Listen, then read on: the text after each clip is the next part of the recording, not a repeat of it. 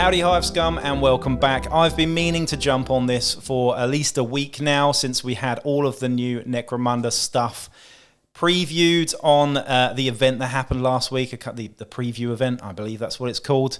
Apologies for my voice today, I'm a little bit under the weather at the moment, but I thought I had to get on here and record something for you and just sort of cover all of the new Necromunda news that we got this week, because there's been a couple of articles. We're going to start at the very top with the main event from the official Warhammer preview. If you go to the Warhammer community, you would have seen this by now. I'm a little bit late to the party, I do admit, but apologies. I do get sick sometimes.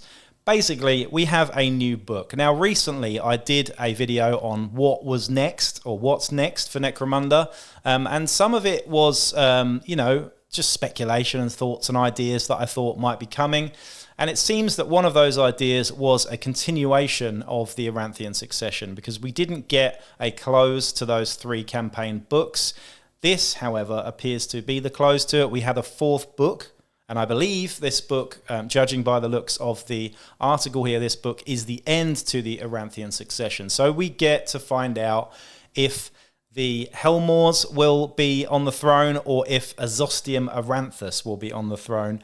The Imperial Fists have given the Helmors 100 days to get the throne back, wrestle it back off as Ozzy to his mates, I believe, Aranthus, and all of that is going to be covered in the book, all the lore and stuff. When Games Workshop send me this book, which I'm sure they will, because they're very nice to me, I will make sure to cover everything in that book and give you a full and in-depth review of everything we're going to talk about today. But let's focus on the models for now.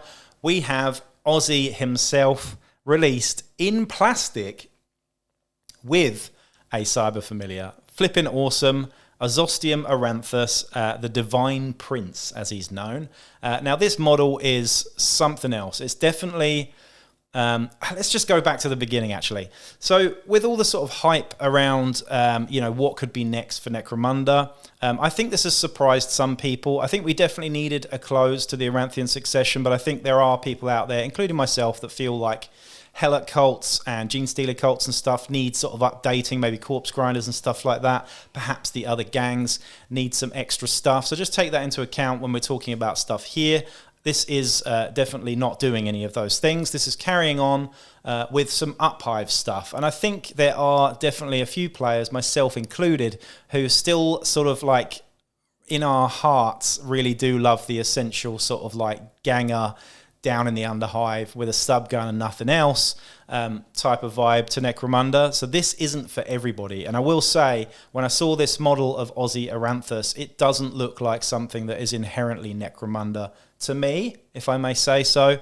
I get it. I know the story so far. And it's all Uphive stuff, basically. So what we're looking at today is a lot of Uphive noble shenanigans that doesn't really concern the everyday citizen of Necromunda. And I think that's where a few people switch off, so bear with me here. Anyway, getting to the meat of the matter, Azostium Aranthus is available in plastic, or is going to be available in plastic. It is a fantastic miniature in its own right, but it is very, very 40k is what I mean by this. He looks like a Necron. To me, there was a side-by-side picture of him next to a Necron model, and it was very, very similar indeed. Very sort of Egyptian / sort of Persian vibes going on here, in a suit of gold armor with the sort of face mask there, the death mask on there. There is also another version of the face and the body here with sort of rotting flesh. And I have to say, the face looks hilariously a lot like Eddie from Iron Maiden. I'm sure you can see the comparison here. But it's a great model in its own right. I'm looking forward to getting hold of one and painting it up. However, is it really going to be tabled much? Is it really going to be fielded in your games of Necromunda outside the Aranthian Succession? The Aranthian Succession is a narrative campaign event that you can play with your mates, and I suggest you do so. That gives you a few more, other mechanics that you can use in your regular campaigns as well. I've sort of picked bits out of the different Aranthian Succession books and used them in my own custom campaigns. It's fine to do that. But if you want to just play the actual campaign that's in the books, this guy will come up, and I'm sure he's going to be played in one or more of the scenarios, as well as having his own rules, which we haven't seen any preview of yet. So I will cover those when he actually comes out and when I get my hands on the book. What is unusual, though, is that we do seem to have more plastic kits in Necromunda coming out. The Ashwing Helamites came out in plastic, and that was a surprise to me. We've also got got what's down below. We're going to be talking about these in a second, in plastic. And Alliance, a Delegation Alliance, the first in plastic so far by the looks of it. And Ozzy himself, a character that would normally be Forge World, a very elaborate looking model coming in plastic. I just find this is really, really unusual. It's great because I do prefer plastic to resin, but it is unusual to get a plastic kit for something that won't be used that much, I don't think. Anyway, I can see this in Golden Demons being painted up by some incredibly good painters and stuff, more so than I see it on the actual table for Necromunda, but I will reserve my opinions until I actually see the rules and how this guy actually works in games. But I strongly imagine he is god tier in the actual sort of stats and stuff as well. So again, a bit of power creep coming in there. I'm on the Hera side, so I'm hoping Lady Hera can smash this guy into next week, let's be honest. He looks to have some kind of power sword and a bunch of gubbins on his back, some sort of chem injectors and stuff. And, you know, the thing that I'm most excited about here really is the cyber cherub that he's got with him, which is just awesome looking. I love the fact that this is a cyber cherub with cyber wings and everything. Very, very nice, that one. Moving on to the next thing, we have the Palanite Justicars. Now, this is a weird one because these aren't Palanite Enforcers, okay? They're nothing to do with Palanites. They look to be, I think, an alliance. Based on the article, they look like an alliance, so I'll need to go back and do another alliance vid on these guys very soon, but I'm sure you won't mind that. These guys are really interesting. They are the sort of like, they're a bit more Judge Dreddy, I suppose. Some really interesting looking models. But yeah, essentially these guys are an alliance and they are plastic as well, which is the first time we've ever had a Necromunda alliance or delegation in plastic. So I imagine there are going to be lots of people that want to buy these. But again, I think the same problem is that they're quite niche in terms of the rules. When, again, I haven't got the book yet, but once I've got the book, if these guys are an alliance, sure, there'll be lots of outcast gangs using them as a sort of leadership group in an alliance, maybe. Or maybe alliances will just be a bigger part of Necromunda going forward. Who knows? But I can't see this kit getting a huge amount of table time unless they're proxied as something else, perhaps. Correct me if I'm wrong there. But they are fantastic models. I'm not completely 100% sold on them. I do think they're a bit weird. But again, usually it's down to the pictures and paint jobs, and when I actually get my hands on a model, that's when I really start to enjoy them. So we have these Palanite Justicars. They are the judges, juries, and executioners of the Uphive. So these guys aren't concerned with the little people. That's what the enforcers are for. These guys are dealing with nobles and riffraff and, you know, yeah, basically all the posh people up in the Uphive. So these guys have got the best gear and they look pretty elite, really. They've got some really interesting sort of trappings. They don't look anything like normal enforcers, which is interesting. The leader has like a judge sort of wig made out of metal, which I have to be honest, it looks kind of cool, but I don't know. It also looks a bit pants as well. So I'm really not sure. Maybe there's an alternative head option in there, but he looks to have some kind of auto pistol weapon and a hammer, like a judge's hammer. Pretty cool, but a little bit gimmicky there. I think, you know, I might end up sort of kit bashing this one to be something slightly different. Perhaps combining him with some Redemptionist gear would be pretty cool, perhaps. Then we have my favourite model of the bunch, actually, which looks to be the Executioner. He's got a giant sort of power axe, in two-handed power axe here, and a bunch of sort of skull gubbins on him. He is purely grimdark. I love the hood on this guy. The sort of studded leather hood is fantastic. That's definitely a really awesome miniature, and I really like the sort of bionic arm on the right there as well. Brilliant looking miniature. Then we actually have the Justicars themselves, which are cool, but also just really odd. I can't figure out where the sort of style is coming from. They look kind of French-ish, or they look a bit like a sort of posh hotel lobby guy. Something out of, what's that film? I don't know. But the little hats, they look like bellboys, basically. The little hats and the shoulders, they're unusual, that's for sure. But again, I'll reserve judgment until I get my hands on them. I like the skull masks, but I'm just not completely sold on the hats, if I'm honest. They have a guy with what appears to be a giant man catcher. Could be some sort of shock man catcher. Again, we've had rules for a man catcher recently in Hive Secundus with the Van Saar man catcher. This is a lot bigger. This is reminiscent of the old Skaven one that you had with the rat packs and stuff. So that's an interesting looking weapon. We also have what looks to be some kind of shotgun, a shock stave, and some other sort of pistols with 2 barrels as well. I'm not sure what these weapons could be. They could be variants on weapons we already have, or they could be entirely new weapons. But the Mancatcher is certainly something we haven't seen before.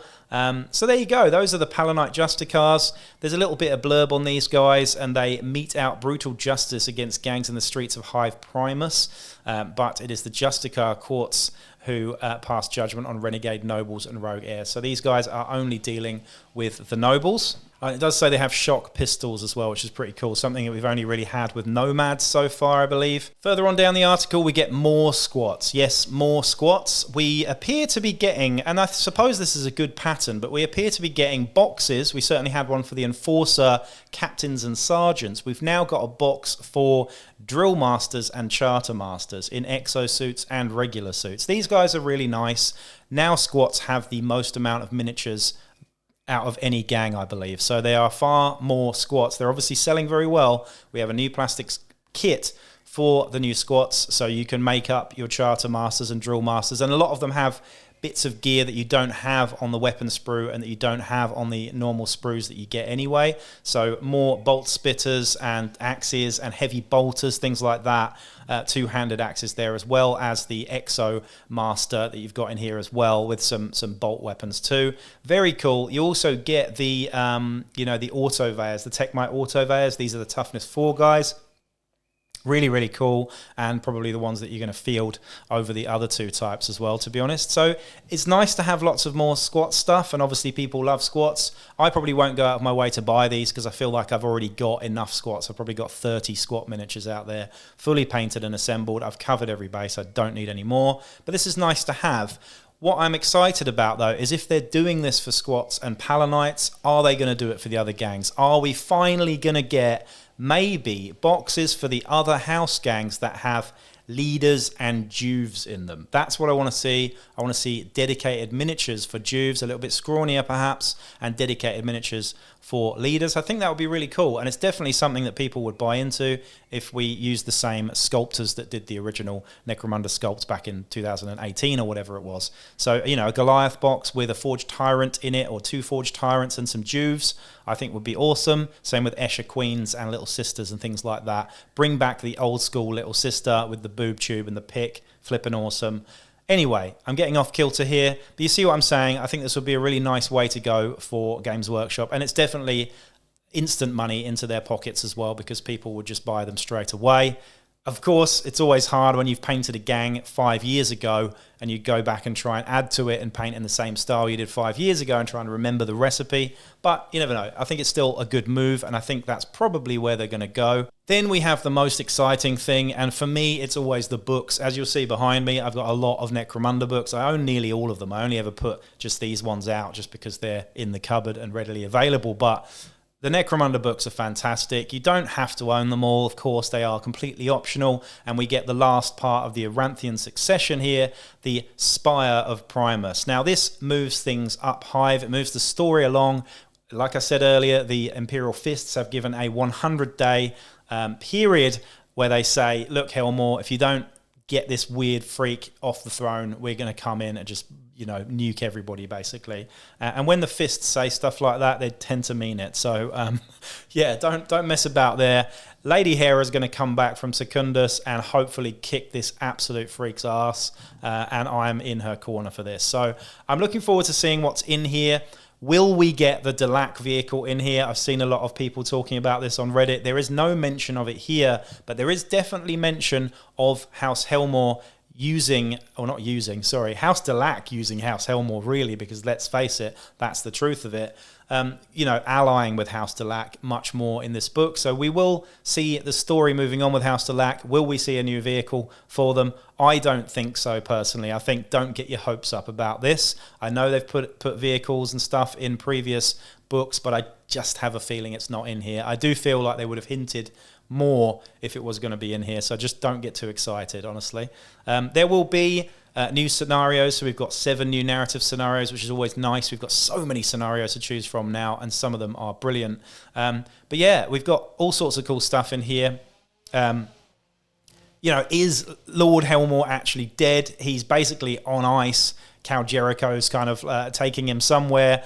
I strongly think that Lord Helmore is going to be revived. He's going to smack his little daughter around a little bit and give her a telling off and maybe ground her for a few weeks, and he's going to take the throne back, maybe with the help of the Imperial Fists, who knows. But we're getting into the much wider, more up-hive stuff now. So I think, again, and I'll say it, like, I feel like a lot of Necromunda players really want the nitty-gritty, dirty stuff in the Underhive and don't necessarily want the noble stuff. But I do think it's really interesting to explore this, and it's now we have the option to do this as well. So those are just my sort of 2 cents on the stuff that's coming out soon. I'm really excited about it. I'm looking forward to getting my hands on it all and specifically getting through the book. However, a few days later, we then got another article, and this article was something that, honestly, I've been talking about for ages. The Necromunda community has been talking about for ages how good it would be for Games Workshop to release plastic kits of hangers-on, hive scum, and bounty hunters and things like that. And I think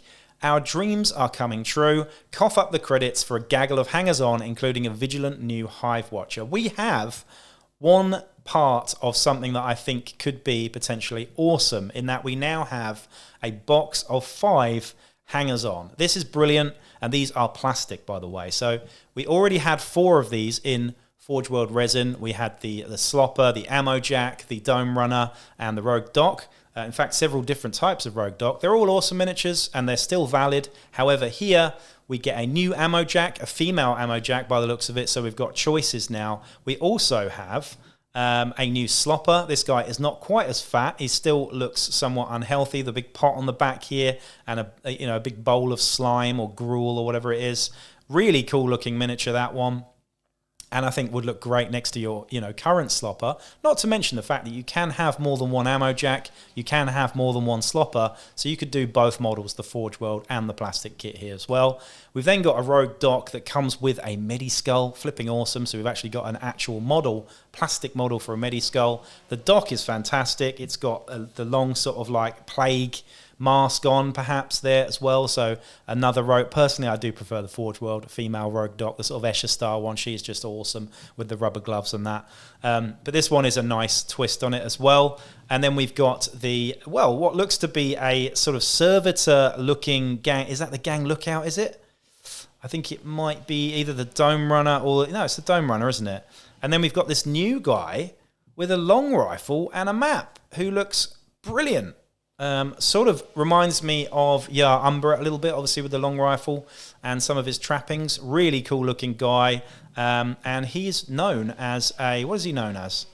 The Hive Watcher. Knows every nook and cranny of Necromunda, no secret tunnel, hidden chamber or lift escapes their knowledge. And he has an Eyes of the Hive rule, as well as his long rifle by the looks of it. While a gang has a Hive Watcher on their gang roster, enemy fighters using the infiltrate skill on arriving the battlefield via reinforcements, la-di-da, must be set up at least 9 inches away instead of 6 inches. So he's got a bit more of a anti-infiltrate bubble. It's not that exciting, honestly, 9 inches, but it does stop you getting charged straight away by a Nactgul. So there you go. But I just think it's flipping awesome to have a plastic kit for hangers-on, something that we can kit bash with. We don't even have to use these. I think, you can just get these as a conversion kit, really, and kit bash them with other parts of your gangers and stuff. It's exciting to have this. I think this is a great day for Necromunda, honestly. I think many people would agree with me there. But I can see them doing a Venator box. I can see them doing it. I won't hold my breath yet, but I can see them doing a box with Beastmen, Ratlings, Ogryns, and Squats in it. If they don't do that, I'll be upset, but it will be something that I look forward to. I think they will do it, and what I'd love to see them do as well is a box of generic sort of just hive people that work stalls, people that do what's it called, recaf, or some sort of rat burger sellers and things like that. There's definitely more scope to do more stuff like this. So anyway, that's it for now. I've spoken at length about this and just been sort of like mentally blurbing for you here, a bit of verbal diarrhea, and my voice is already going, so I'm going to go and lie down for a bit. But I thought I'd better get onto this, because I know you guys have probably been waiting a few days for me to cover it anyway. So here you go. Again, please do like, share, subscribe, and check out the Patreon as well if you'd like to support me further, and I'll be back very soon with more videos. Peace out.